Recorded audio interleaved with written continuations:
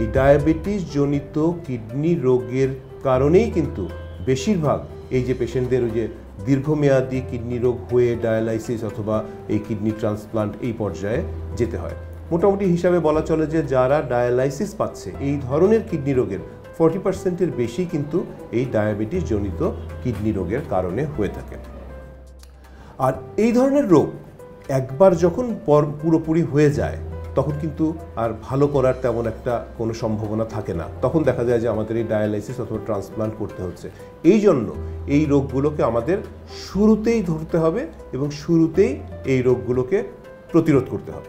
এই অসুখগুলো শুরুর দিকে কিন্তু কোনো সিমটম থাকে না, কেউ বুঝতে পারে না যে এই অসুখটা আছে। এই জন্য বলছে যে ডিটেক্ট আর্লি, তার মানে আপনার কোনো যদি সিমটম নাও থাকে আপনি আপনার কিডনির সমস্যা আছে কিনা একটু পরীক্ষা করে দেখুন। সুতরাং যাদের ডায়াবেটিস আছে তাদের একটু সতর্ক থাকতে হবে। যদি শুরু থেকে সতর্ক থাকে তাহলে পারে অনেক ক্ষেত্রে অনেকাংশেই এই ডায়াবেটিস জনিত কিডনি রোগের জটিলতা থেকে মুক্ত থাকা সম্ভব।